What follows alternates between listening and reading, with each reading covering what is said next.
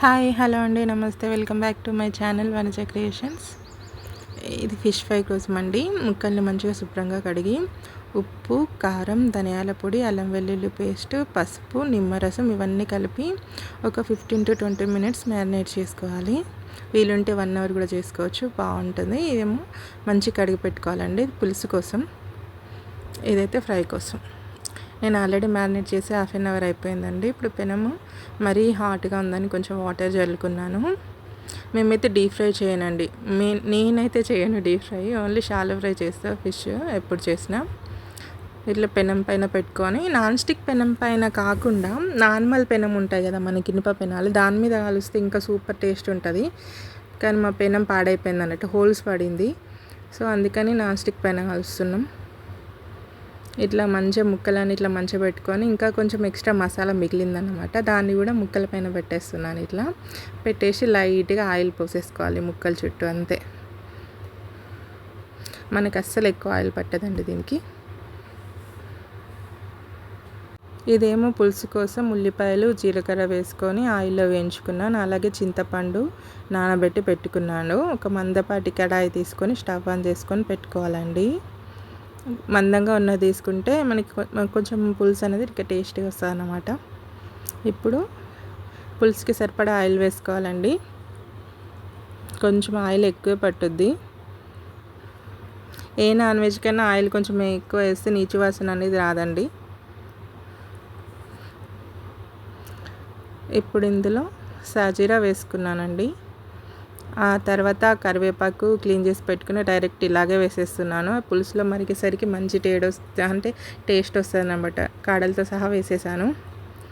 అవి మరుగుతున్న కొద్దీ మనకు కాడలు అండ్ ఆకులు సపరేట్ అయిపోతాయి. ఇట్లా ఆయిల్లో కరివేపాకు ఫ్రై చేస్తే మంచి అరోమా వస్తుందండి, పులుసుకి కూడా మస్తు టేస్ట్ వస్తుంది. అక్కడే పసుపు కూడా వేసేసాను, కర్రీకి మంచి కలర్ వస్తుందని. ఇప్పుడు క్లీన్గా కడిగి పెట్టుకున్న చేప ముక్కలు వేసేసుకోవాలండి. ఉప్పు, నిమ్మరసం వేసి ఒక 4-5 times మంచిగా కడుక్కోవాలండి, చేపలు స్మెల్ రాకుండా ఉంటాయి.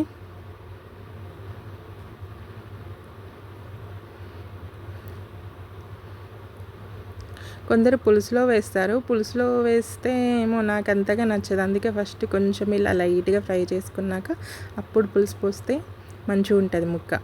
అలా అని ఇష్టం ఉన్నట్టుగా కలపొద్దండి, ముక్కలు విరిగిపోతాయి. ముక్కలు కాస్త మగ్గాయి కదా, అప్పుడు చింతపండు నానబెట్టుకొని పెట్టుకున్నాం కదా, దాని నుంచి రసం తీసి ఇందులో పూసుకోవాలండి.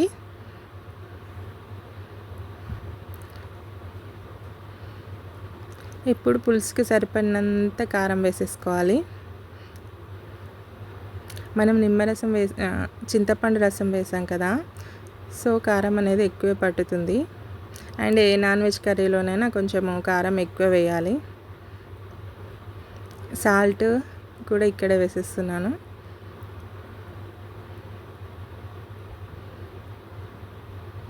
నెక్స్ట్ ఇది ధనియాల పొడి అండి. ఇదేమో జీలకర్ర మెంతుల పొడి. ఇది కంపల్సరీ వేయాలి, ఇది వేస్తేనే చేపల పులుసుకి టేస్ట్ వస్తుంది. ఇప్పుడు ఇంకా పులుసు మరగడం స్టార్ట్ అయిందండి, మూత పెట్టేసేయాలి. కొంచెం కరివేపాకు పోపులో వేసాను కదా, మళ్ళీ కొంచెం ఏమో ఇక్కడ వేసానండి. ఇప్పుడు మంచిగా ఉంటుంది టేస్ట్ అని. ముక్కలు విరగకుండా ఇలా కలుపుకోవాలండి, ఇట్లా గట్టిగా ప్రెస్ చేయొద్దు, లైట్గా మీదే కలపాలి. అప్పుడు వేయించి పెట్టాను కదా ఉల్లిపాయ, జీలకర్ర కలిపి, దాన్ని ఇట్లా మెత్తగా పేస్ట్ చేసుకోవాలండి గ్రైండర్లో వేసుకొని. ఇప్పుడు మరుగుతున్న చేపల పులుసులో మనం గ్రైండ్ చేసుకున్న ఉల్లిపాయ పేస్ట్ అనేది యాడ్ చేసుకోవాలి. కొందరు పచ్చి ఉల్లిపాయ వేస్తారు, కానీ నేను మాత్రం ఎప్పుడు వేయించుకొని వేస్తానండి.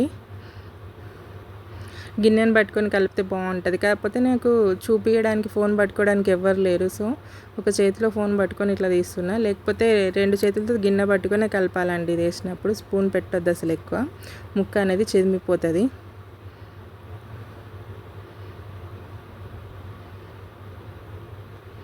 చూడండి పులుసు ఎంత బాగా మరుగుతుందో.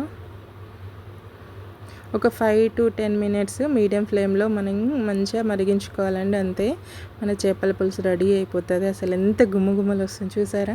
కొందరు వాటరీగా చేస్తారు, నాకైతే అస్సలు నచ్చదు. నేను ఎప్పుడు చేసిన ఇట్లనే చేస్తాను. ఇటు సైడ్ ఫ్రై అనేది రెడీ అవుతుంది, ఇటు సైడ్ పులుసు రెడీ అవుతుంది. ఇది రెడీ అయిపోయింది. సో దించే ముందు కొత్తిమీర వేసుకొని దించేయడమే.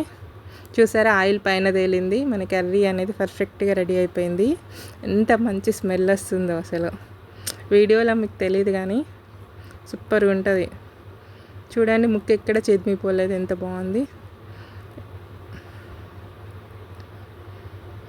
మేము తీసుకున్న అయితే ఇక్కడ జల్లెలండి, ముళ్ళులు తక్కువ ఉంటాయని చెప్పేసి జల్లెలు తీసుకున్నాము. టేస్ట్ కూడా చాలా బాగుంటుంది కర్రీ. మన ఫ్రై ఇక్కడ రెడీ అవుతుంది. ఒకవైపు కాలే కదా, ఇంకోవైపు ఇట్లా టర్న్ చేసుకొని కాల్చుకోవాలి. ఎక్కువ టైం ఏం పట్టదండి, చాలా సాఫ్ట్గా ఉంటాయి కదా ఫిష్లు, త్వరగా కుక్ అయిపోతాయి. అటు ఒక 5 మినిట్స్, ఇటు ఒక 5 మినిట్స్ మనము సిమ్లో పెట్టుకొని కాల్ చేసుకుంటే అయిపోతుంది, ఫ్రై చేసుకుంటే అయిపోతుంది.